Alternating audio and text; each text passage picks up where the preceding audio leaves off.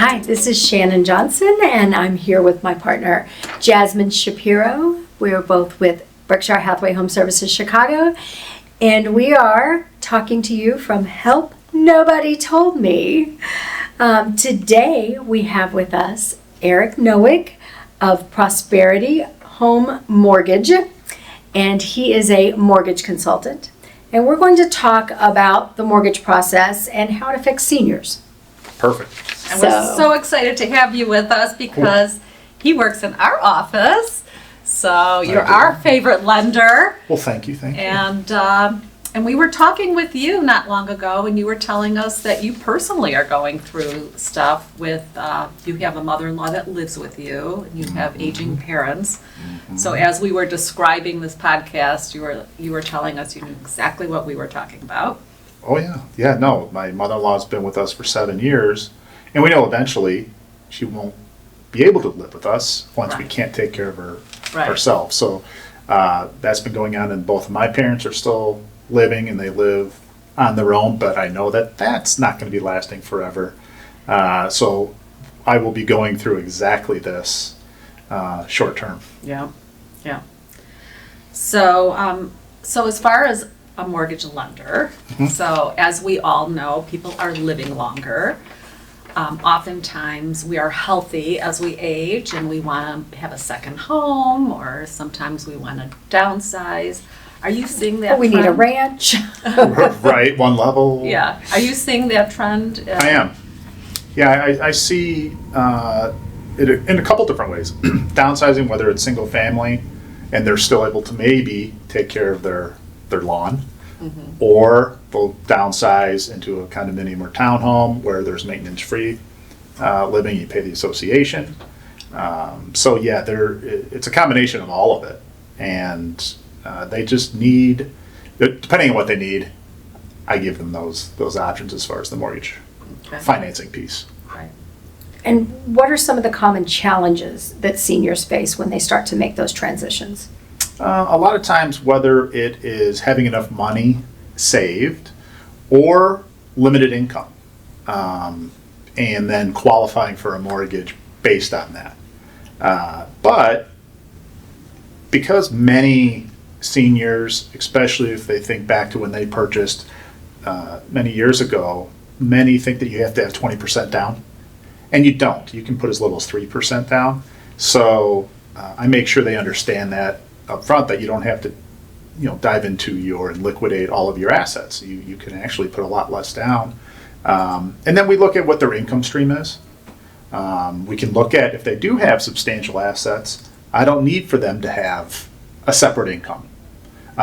Most have Social Security income and or a pension, but sometimes I don't need to even look at that piece if they do have assets. So there's plenty of options to seniors that they just don't know about, they're not aware. Definitely. And I know that you talk about like the impact on their heirs. And sometimes they want to downsize, but they want to hold on to some money so they can leave it for their heirs. That's right. We talk about generational wealth a lot, and many individuals just aren't educated on what that even means. It doesn't mean that you have to have millions of dollars, and that's how you fall into this generational wealth bucket. It can be one property that you have, and you don't want to maybe have it go to probate, and you're paying extra fees and taxes. So I can counsel them up to a point. I then like to turn it over to an attorney, estate planning attorney, which I know we have as a part of this group, and maybe a CPA at the same time. But I usually start the conversation, and then we take it from there and kind of get involved, and I like to be in those conversations, even with attorneys. So it's kind of nice to have a team. Right. And you've been doing this a long time, right? Yes, 28 years, so I'm approaching the 30-year mark. Wow. So you've I've seen a all the lot. changes, even in 2008 when we had the crash, and Oh, yes. You've gone through it all, and Prosperity Mortgage offers so many different programs, which is so nice. Whether you're a first-time home buyer or you're a downsizer, there are all sorts of programs. And we will have your contact information in the show notes if anybody needs to reach out to you. No, I appreciate that, for sure. Yeah. What types of mortgage products or programs do you most often recommend to seniors? Well, a lot of times, and this is interesting, and I understand where they're coming from, is sometimes I'll get someone that's 60, 70, 80 years old, whatever it may be, and we start talking about the term of a mortgage, 10 years, 15, 20, 20, 30, right? Right. And in order for them to maybe qualify, they need a lower payment, right? Affordability. And I'll suggest a 30-year fixed rate mortgage for budgeting purposes, because you want that fixed monthly payment. Most are on a fixed income. So, but 9.5 times out of 10, the response will be, "Oh, I'm not going to live 30 years. Right. I'm 80. I'm going to be 110." I'm like, that doesn't matter. We can't discriminate on age. You can't. You can take out a 30. Sometimes, there are 40-year loans out there. Okay. They're not common, but I typically like to go with a 30-year from an affordability standpoint, because the rates don't fluctuate that much between a 15 and a 30. So let's keep the payments low, and you can prepay it if you'd like to. There's no penalty to do so. So let's keep those payments as low as humanly possible. Right. Especially seniors often, like you said, they are on fixed incomes. Not everyone has, a plethora of money at that point in their lives. That's right. So how do you ensure that seniors fully understand the terms and implications of the mortgages that you're, do they understand you, or is there a way you can get through to them? I'm sure it's case by case. Sure. And what their needs are. Sure. I ask a lot of questions because that's just the best way for me to, educate them. And maybe their family, because a lot of times their families are involved. Mm-hmm. So if we have to meet face to face, I don't mind doing that at all. I know we're all a part of this technology these days and social media, but if we want to have a face to face, I'm more than happy to do it at our offices, any one of our offices. And when I bring in everybody, I'll explain everything from A to Z, what we're looking to do, but I always ask them first what their primary goal is when financing. So when I do that, the buy-in from family is important, because eventually, as we know, they're most likely going to take over. Mm-hmm. Hopefully not very soon, but anything can happen, especially as you age. Right. Can you explain the difference between what we consider a traditional mortgage and products like reverse mortgages, which sometimes get a bad rap, or home equity conversion mortgages? Sure. There's a lot of different buckets out there. Yeah, so we'll start with reverse mortgages. You see a lot of commercials on reverse mortgages. I think even Tom Selleck has something out there, right? They're delicate. So what I do, whenever someone talks about a reverse mortgage, I'll give them a short synopsis on what they are. But then I have someone... What is a reverse mortgage? So a reverse, you're essentially...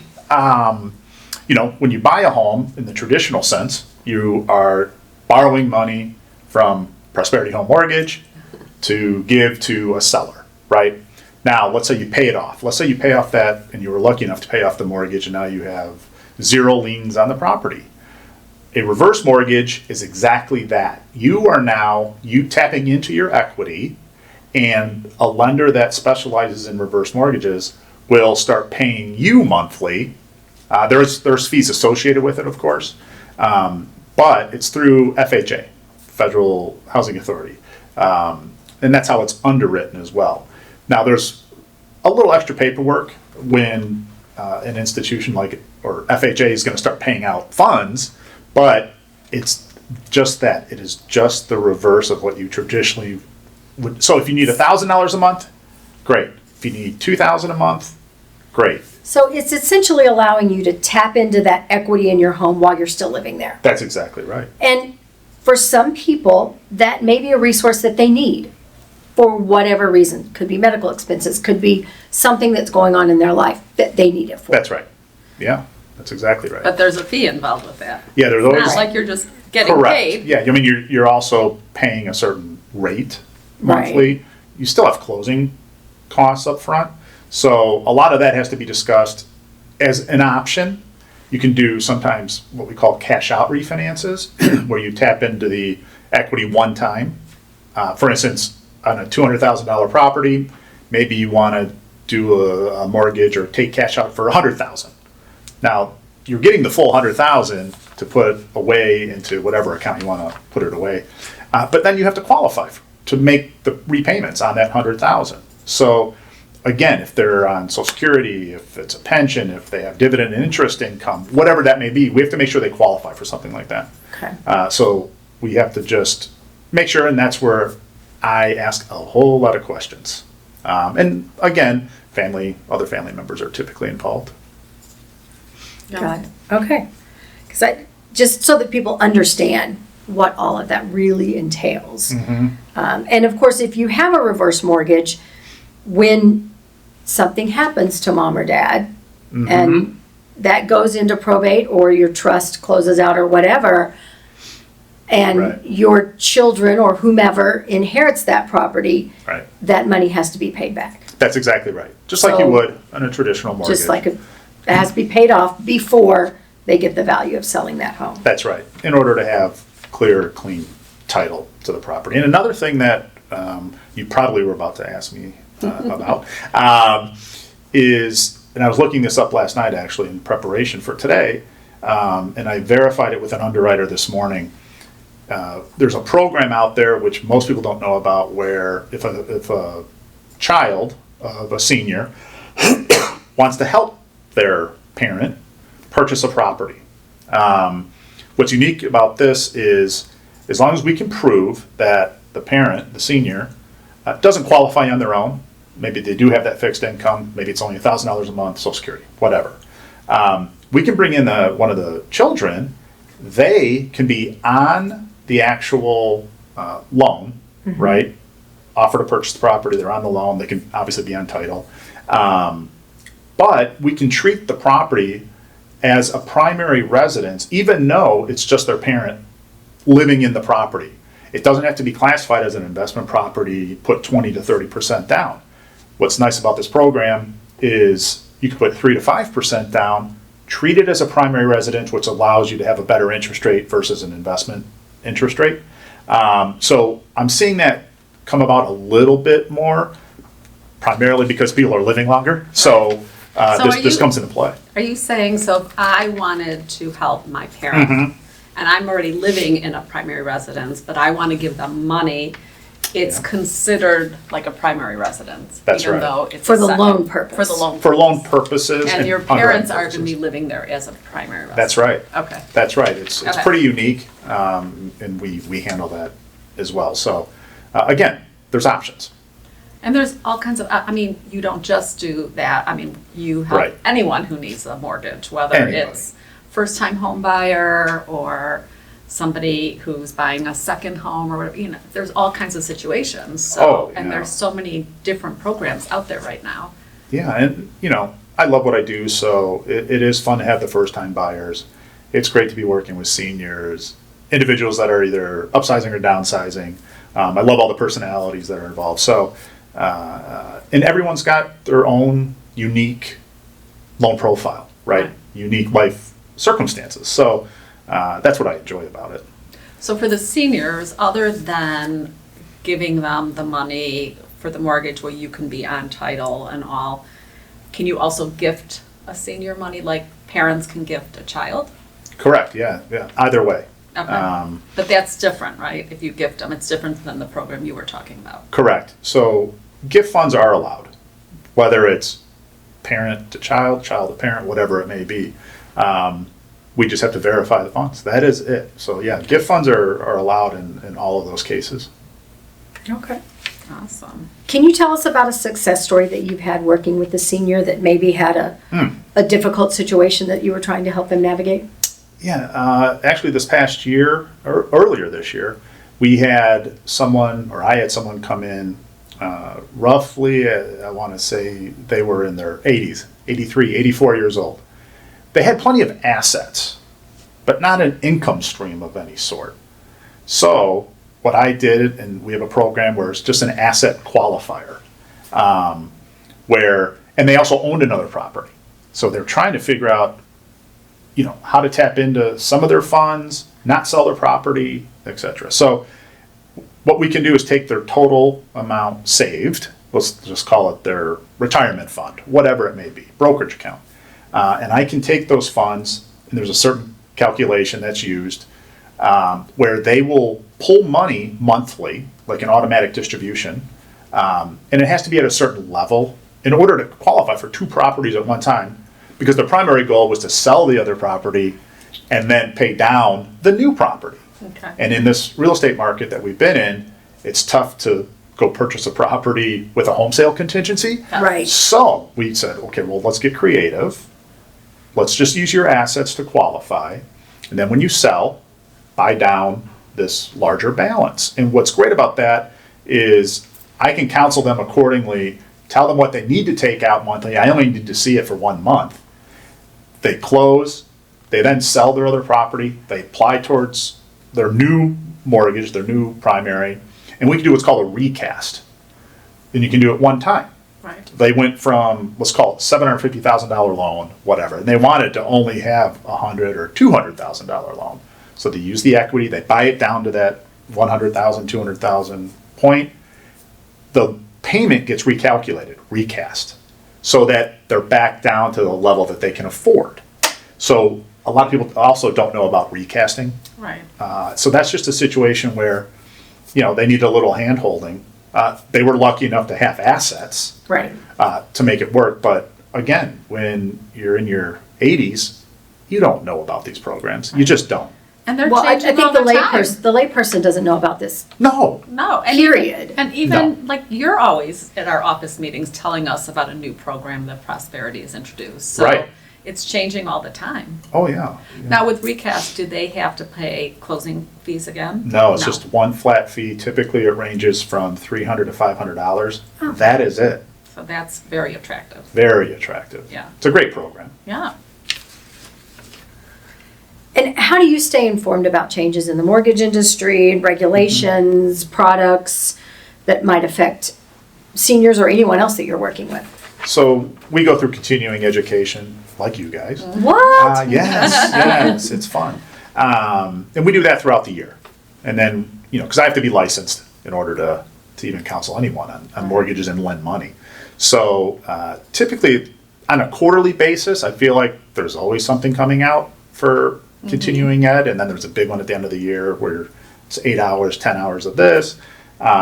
So I learned from actually doing these courses, because I don't know everything about this industry. I know a lot. Why not? But there's, well, let me tell you why. Let me tell you why. Because it changes so frequently. Yeah. So, you need to be reminded. Yeah.